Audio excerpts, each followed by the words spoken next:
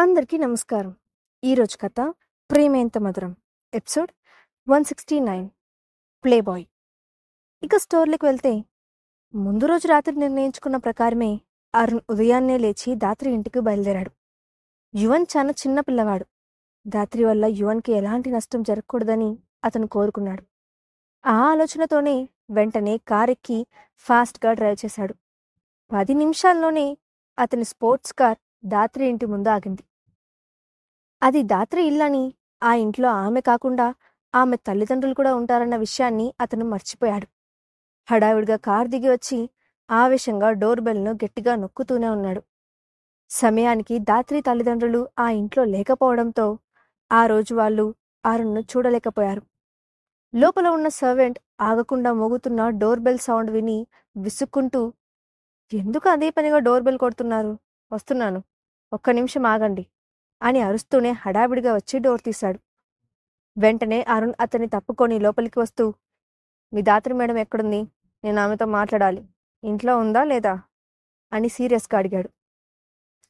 Servant అతన్ని అయోమయంగా చూస్తూ, మా మేడం పైన రూమ్లో ఉన్నారు. ఇంతకీ మీరెవరు? ఎందుకు వచ్చారు? నాకు చెప్పండి, నేను వెళ్ళి మేడంను పిలుచుకొని వస్తాను అని అంటూ ఉండగానే అరుణ్ అతన్ని పట్టించుకోకుండా పెద్ద పెద్ద అడుగుల్లో స్టెప్స్ ఎక్కి 2 క్షణాల్లోనే పైకి వెళ్ళాడు. వెనుక నుండి సర్వెంట్ సార్ ఆగండి అని పిలుస్తూనే ఉన్నా అరుణ్ అతన్ని లెక్క చేయలేదు. పై ఫ్లోర్లో ఉన్న రూమ్స్ వైపు చూస్తూ ఆవేశంగా ముందుకు వెళ్తున్నాడు అరుణ్. ఆ రూమ్ డోర్స్ అన్నీ బయట వైపు నుంచి లాక్ చేసి ఉన్నాయి. కానీ ఒక్క రూమ్ డోర్ మాత్రం బయట నుండి లాక్ ఓపెన్ చేసి కనిపించింది. దాంతో అది దాత్రి రూమ్ అయింటుందని, లోపల ఆమె ఉంటుందని ఊహించిన అరుణ్ ఆ డోర్పై గట్టిగా తడుతూ, దాత్రి, డోర్ తీ అంటూ పిలిచాడు. లోపల నుంచి అరుణ్ గొంతు విన్న దాత్రి అనుమానంగా, ఎవరది అని లోపల నుంచి అడిగింది. నేనే, అర్జెంటుగా డోర్ తీ, నీతో ఒక ముఖ్యమైన విషయం మాట్లాడాలి అని అంటూనే మళ్ళీ డోర్పై గట్టిగా తట్టాడు అరుణ్. లోపల డ్రెస్సింగ్ టేబుల్ ముందు కూర్చొని అప్పుడే ఆఫీస్కి రెడీ అవుతున్న దాత్రి ఆ గొంతు విని విసుగ్గా ముఖం పెట్టి, ఇది అరుణ్ గొంతులా ఉంది, అతను ఇక్కడికెందుకు వచ్చాడు అనుకుంటూ వెళ్ళి డోర్ తెరిచింది. ఎదురుగా ఉన్న అరుణ్ని చూసి చిరాకు పడుతూ, నువ్వు ఇక్కడికెందుకు వచ్చావు అని అడిగింది. అతను హఠాత్తుగా తన ఇంటికి ఎందుకు వచ్చాడో ఆమెకు అర్థం కాలేదు. అప్పుడు అరుణ్ వెంటనే ఆమె గది లోపలికి వెళ్ళి డోర్ లాక్ చేసి ఆమె వైపు సూటిగా చూశాడు. ధాత్రి అతని ప్రవర్తనను విచిత్రంగా చూస్తూ, నువ్వేం చేస్తున్నావు అరుణ్ అని అడిగింది. ఆ చిన్న పిల్లాడు ఎక్కడున్నాడు, ఇప్పుడు ఎలా ఉన్నాడు అంటూ హడావిడిగా అడిగాడు అరుణ్. ఆ మాటకు ధాత్రి ఆశ్చర్యపోతూ, ఏ పిల్లాడు అని అడిగింది. ఇక వేరే ఏ పిల్లలుంటారు, నువ్వు కిడ్నాప్ చేసిన యువన్, అతనేం చేశావు అంటూ ఆమె వైపు సూటిగా చూస్తూ అడిగాడు అరుణ్. ఆ ప్రశ్నకు ఒక క్షణం పాటు ధాత్రి ముఖంలో ఎక్స్ప్రెషన్స్ మారిపోయాయి. కానీ మళ్ళీ వెంటనే అతని వైపు కోపంగా చూస్తూ, నీ ఉద్దేశం ఏంటి? అయినా యువన్ మిస్ అయితే నువ్వు నా దగ్గరకు వచ్చి ఎందుకు అడుగుతున్నావు? అతను స్నేహ కొడుకు, వెళ్ళి ఆమెను అడుగు అని అంది. కానీ అరుణ్ ఆమె మాటలు పట్టించుకోకుండా, చూడు ధాత్రి, నువ్వు తొందరపడి యువన్ను కిడ్నాప్ చేసి ఉంటే వెంటనే వదిలేసేయ్. అతను చిన్నపిల్లాడు, అమాయకుడు, నీ గొడవల్లోకి వాడిని లాగొద్దు అని క్లియర్గా చెప్పాడు. ఆ మాటకు ధాత్రి అతన్ని ఎగతాళిగా చూస్తూ, అరుణ్, ఖచ్చితంగా నీకు పిచ్చి పట్టే ఉండాలి, అందుకే ఇలా మాట్లాడుతున్నావు. నువ్వు ఎవరినైనా వెతకాలనుకుంటే బయటికి వెళ్ళి వెతుకు, నన్ను ఇబ్బంది పెట్టద్దు. ఆ పిల్లాడు నా దగ్గర లేడు అని సీరియస్గా చెప్పింది.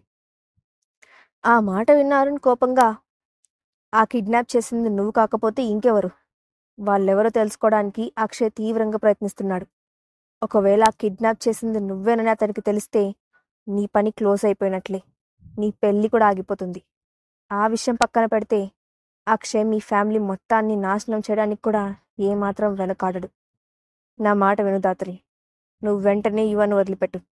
ఆ తర్వాత ఇక ఇక్కడి నుండి నువ్వు అబ్రాడ్ వెళ్ళిపో, నేను కూడా నీకు తోడుగా ఉంటాను అంటూ బ్రతిమాలతోనే ఆమెకు నచ్చచెప్పే ప్రయత్నం చేస్తున్నాడు.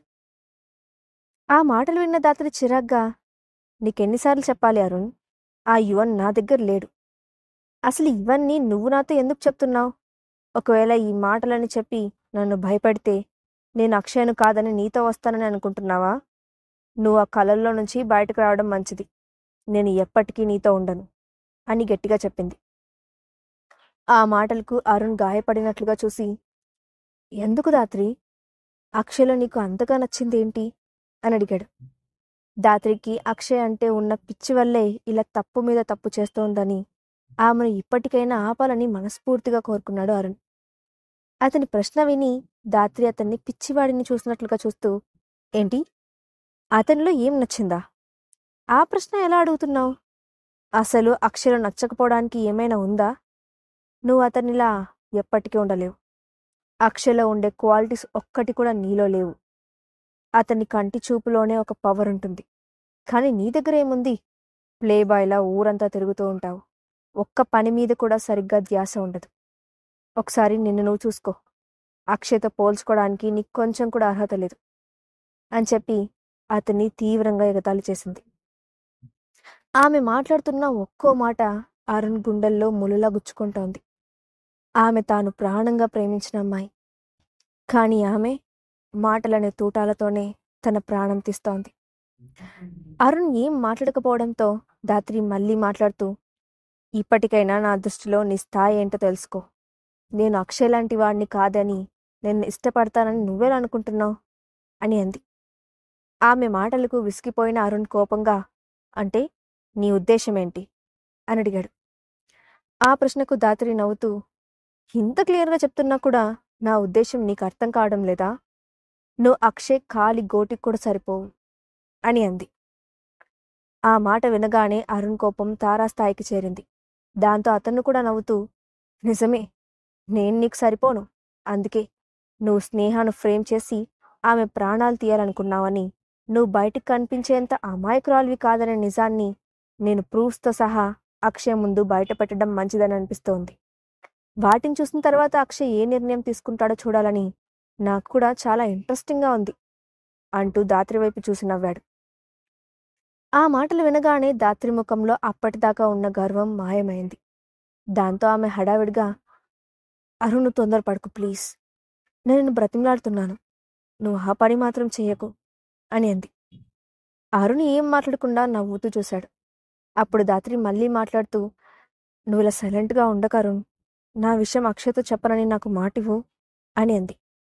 అప్పుడు అరుణ్ నవ్వుతూ, నేనెందుకు మాటిస్తాను దాత్రి? నువ్వు తప్పు చేసావడానికి నా దగ్గర సాక్ష్యాలు కూడా ఉన్నాయి. అయినా క్షణం క్రితం వరకు చాలా పొగరుగా మాట్లాడావు కదా, ఇప్పుడదంతా ఏమైంది అని వెక్కిరింతగా అడిగాడు. అతని ఎగతాళిని భరిస్తున్న దాత్రి తన కింద పెదవిని కోపంగా కొరికింది. అప్పటికే ఆమె కళ్ళు ఆవేశంతో ఎర్రపడుతున్నాయి. దాంతో ఆమె మనసులోనే ఆలోచిస్తూ, ఇదంతా అక్షయ్కి తిరగడానికి వీల్లేదు. ఈ అరుణ్ని ఎలాగైనా ఆపాలి, దానికి ఏదో ఒకటి ప్లాన్ చేయాలి అనుకుంది. ఇంతలో అరుణ్ ఎర్రబడ్డ ఆమె ముఖానికి దగ్గరగా వెళ్ళి ఆమె గడ్డం పట్టుకొని ముఖాన్ని పైకి లేపి, నీకు నిజంగా అక్షయ్ అంటే అంత ఇష్టమా అని అడిగాడు. ఆ ప్రశ్నకు దాత్రి కళ్ళల్లో నీళ్లు నిండిపోయాయి. దాంతో ఆమె అతన్ని సూటిగా చూస్తూ, ఎంత ఇష్టమో నీకు చెప్పినా అర్థం కాదు అని అంది. అయినా అరుణ్ మనసు కరగలేదు. పైగా ఆమెను వెక్కరిస్తూ, అదంతా సరే కానీ ఇందాకేదో అన్నావు, నేను అక్షయ్ కాలి గోటికి కూడా సరిపోనని చెప్పావు కదా, మరి ఇప్పుడు నన్నెందుకు బ్రతిమలాడుతున్నావు? మళ్ళీ అంతలోనే ఏమైంది అని అన్నాడు. అప్పుడు దాత్రి ఏమాత్రం తడుముకోకుండా, అరుణ్, ఏం జరిగినా సరే అది మనిద్దరి మధ్య ఉండనివ్వు. నువ్వు అక్షయ్తో చెప్పడానికి వీల్లేదు. దీనికి బదులుగా నువ్వు ఏం కావాలన్నా ఇవ్వడానికి నేను రెడీగా ఉన్నాను అని అంది. అది విని అరుణ్ నవ్వి, నిజంగా నేనేం చెప్పినా చేస్తావా? ఏం కావాలన్నా ఇస్తావా అని అడిగాడు. చేస్తాను. నా గురించి చెప్పకుండా ఉంటే చాలు, నీకోసం ఏం చేయమన్నా చేస్తాను అని అంది దాత్రి. అప్పుడు అరుణ్ ఏం మాట్లాడకుండా దాత్రిని పైనుండి కింద వరకు చూశాడు. ఆమె అప్పుడే స్నానం చేసి ఫ్రెష్గా వచ్చినట్లు తెలుస్తోంది. ఇంకా ఆఫీస్కి వెళ్ళడానికి డ్రెస్ కూడా మార్చుకోలేదు. దాంతో ఆమె వేసుకున్న షర్ట్ పై బటన్ ఓపెన్గా కనిపించింది. ఆ ప్రదేశం అరుణ్ కంటిని ఆకర్షించింది. నిజానికి అరుణ్ ఆమెను మనస్ఫూర్తిగానే ప్రేమిస్తూ వచ్చాడు. ఆమె పద్ధతిగా పెళ్లి చేసుకున్న తర్వాత ఆమెతో గడపాలని అనుకున్నాడు. అందుకే ఆమె శరీరం అతన్ని అంతగా అట్రాక్ట్ చేస్తున్నా తలను పక్కకు తిప్పుకున్నాడు. అతని చూపులను చూసి కొంచెం కంగారు పడిన దాత్రి వెంటనే ఒక అడుగు వెనక్కి వేసింది. అప్పుడు అరుణ్ నవ్వుతూ, ఇంతకుముందు నువ్వేదో చెప్పావు కదా, మళ్ళీ ఒకసారి చెప్పు అని అడిగాడు.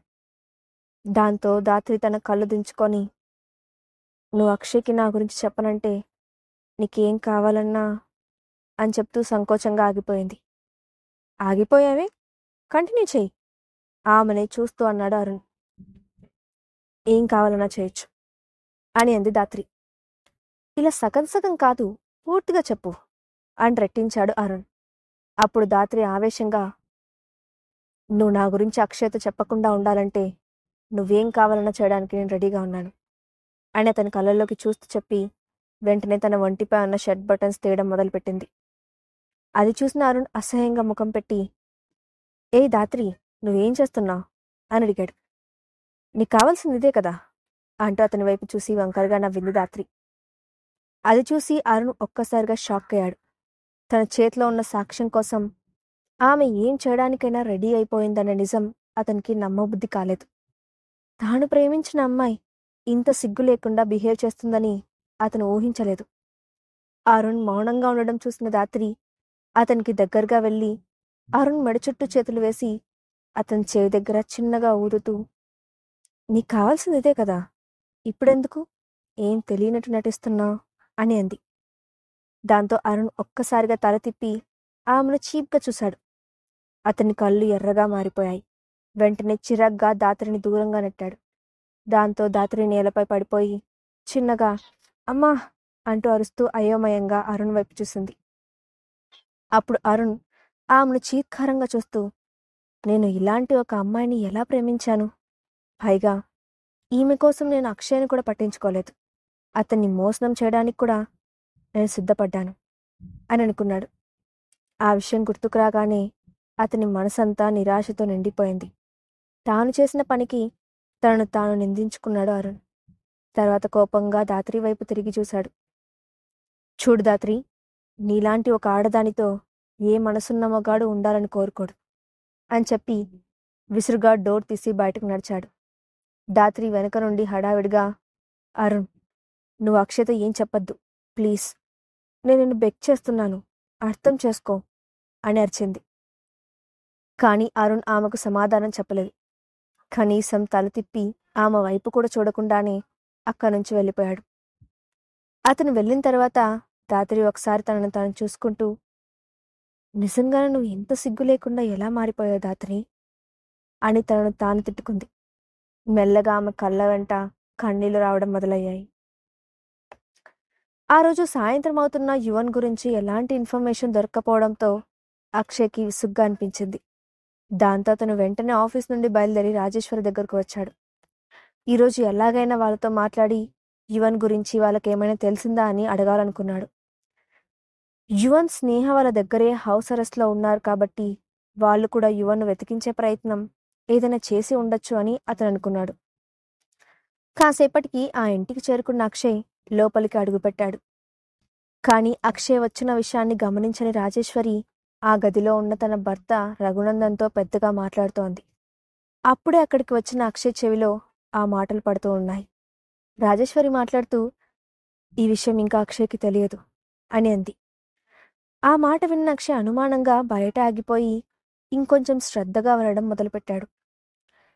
నువ్వు దేని గురించి మాట్లాడుతున్నావు రాజేశ్వరిని అడిగాడు రఘునందన్. అప్పుడు రాజేశ్వరి మాట్లాడుతూ, మనం ఇంట్లో బంధించి ఉంచిన స్నేహ యువన్ కనిపించకుండా పోయిన రోజే తన కొడుకును వెతుక్కుంటూ అర్ధరాత్రి ఆ ఇల్లు వదిలి బయటకు వెళ్ళింది కదా. ఆ టైంలో ఆమెకు కార్ యాక్సిడెంట్ అయిందని తెలిసింది. ఆమె బాడీ కూడా మనకు కనిపించలేదు. రోడ్డు పక్కనే ఉన్న పొదల్లో నుంచి ఎక్కడో కిందకు పడిపోయి ఉంటుంది అని చెప్పింది. ఆ మాట వినగానే అక్షయ్కి గుండె ఆగిపోయినట్లు అనిపించింది. అతని మనసులో ఒక్కసారిగా వేల అగ్నిపర్వతాలు బద్దలయ్యాయి. దాంతో నిలబడలేనట్లుగా అడుగులు తడబడుతుండగా ఆసరా కోసం గోడపై చేయి పెట్టాడు. ఇంతలో లోపల ఉన్న రఘునందన్ మాట్లాడుతూ, ఈ విషయం ఇంకెవరికైనా తెలుసా అని అడిగాడు. లేదు, ఇప్పటిదాకా ఎవరికీ తెలియదు అని రాజేశ్వరి చెబుతూ ఉండగానే డోర్ తోసుకొని లోపలికి వెళ్ళాడు అక్షయ్. అతని కళ్ళల్లో రక్తపు జీర కనబడుతోంది. ఆవేశంతో రగిలిపోతూ తన తల్లిదండ్రులిద్దరి వైపు కోపంగా చూసి, అసలు ఇక్కడ ఏం జరుగుతోంది అని అడిగాడు. హఠాత్తుగా వచ్చిన కొడుకుని చూసి రాజేశ్వరి షాక్ అయింది. అయినా తేరుకొని హడావిడిగా మాట మార్చి, నేనేదో మాట్లాడుతున్నానులే అక్షయ్, అయినా నువ్వెప్పుడొచ్చావురా, కూర్చో అంటూ టాపిక్ మార్చడానికి ప్రయత్నించింది. కానీ అక్షయ్ తన అరచేతిని ఆమెకు అడ్డుగా పెట్టి, మమ్మీ, అసలు ఏం జరిగిందో నిజం చెప్తావా లేదా అని సూటిగా చూస్తూ అడిగాడు. అతని ముఖంలో మారిన ఎక్స్ప్రెషన్స్ చూసి అప్పటికే రాజేశ్వరి గుండె భయంతో వణికిపోతోంది. స్నేహకు యాక్సిడెంట్ అయిందని తెలుసుకున్న అక్షయ్ ఏం చేయబోతున్నాడు? యాక్సిడెంట్కి గురైన స్నేహ పరిస్థితి ఎలా ఉంది? నెక్స్ట్ పార్ట్లో చూద్దాం. Thanks for watching.